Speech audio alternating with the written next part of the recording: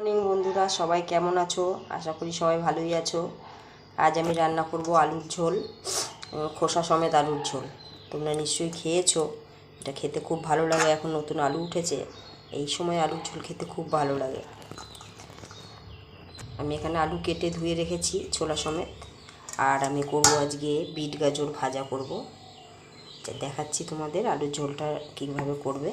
কড়াই বসিয়ে দিয়েছি, কড়াইতে অল্প একটু তেল দিয়ে দিয়েছি, তেলটা গরম হয়ে গেছে। দুদিকে দুটো কড়াই বসিয়েছি দেখতে পাচ্ছ। এদিকে বিট গাজরটা বসিয়ে দেবো। তেল গরম হয়ে গেছে, আমি এর মধ্যে এবার চিংড়ি মাছ দিয়ে দেবো। চিংড়ি মাছটা একটু লাল লাল করে ভেজে নিয়ে ওটা কেটে রাখা আলুগুলো দিয়ে দেবো। চিংড়ি মাছটা একটু লাল লাল ভাজা হয়েছে, এবারে কেটে রাখা আলুগুলো সব দিয়ে দেবো। এরপরে আমি এখানে আছে নুন, হলুদ, লঙ্কার গুঁড়ো, জিরে গুঁড়ো আর ধনে গুঁড়ো সব একসঙ্গে দিয়ে দেবো। দিয়ে ভালো করে একটু কষে নিয়ে জল দিয়ে দেবো। তো খুব অল্প তেল দিয়ে বসিয়েছি, কেননা পরে আরেকটু আমি তেল দেবো এর মধ্যে, তাই বেশি এটা ভাজার দরকার নেই। আর জল দিয়ে দেবো। খুব বেশি জল থাকবে না, এটা এই আলুটাও সিদ্ধ হয়ে যাবে, জলটাও শুকিয়ে যাবে প্রায়। এবার আমি এটা ঢাকা দিয়ে রাখবো আলুটা সিদ্ধ হওয়ার জন্য। এদিকে কড়াই বসিয়েছিলাম বিট গাজর ভাজার জন্য, তেল গরম হয়ে গেছে। এবার এতে আমি দিয়ে দিচ্ছি রাঁধুনি আর কাঁচা লঙ্কা, তারপর দিয়ে দেবো পেঁয়াজ। এবার রাঁধুনি দিয়ে বিট গাজর ভাজা করলে খুব সুন্দর সেন্ট ছাড়ে, খুব ভালো হয় খেতে। পেঁয়াজটা একটু নেড়ে ছেড়ে এবার বিট গাজরগুলো সব দিয়ে দেবো। ওদিকে তো আলুর ঝোলটা বসানোই আছে, ওটা হচ্ছে। এরপরে যে নুন আর হলুদ দিয়ে দিচ্ছি।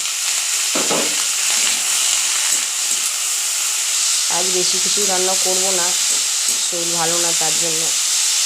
কাল মাংস খেয়েছে, তাই আজকে হালকা খাবারই হবে। আলু সিদ্ধ হয়ে গেছে, এবার আমি এতে জিরে ফোড়ন দেবো। দেখো আলু পুরো সিদ্ধ হয়ে গেছে। তরকারিটা ঢেলে রেখেছি, এবার ওই কড়াইতে আমি তেল দিয়ে দিয়েছি। এবার আমি এতে দিয়ে দেবো গোটা জিরে আর একটু সর্ষে।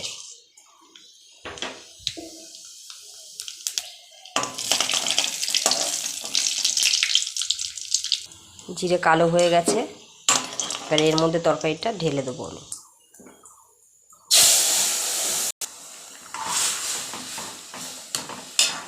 এভাবে একবার তোমরা রান্না করে খেয়ে দেখো, আমি আশা করছি তোমাদের ভালোই লাগবে। এই যে বিট গাজরটাও ভাজা হয়ে গেছে, নামিয়ে নেব।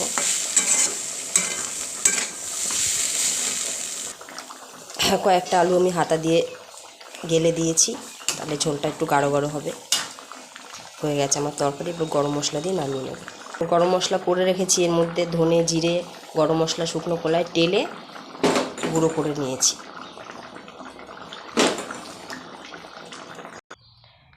হয়ে গেছে, আমি নামিয়ে নিয়েছি আলুর ঝোল। তোমরা একবার এইভাবে বানিয়ে খেয়ে দেখো, খুব ভালো লাগবে আশা করছি।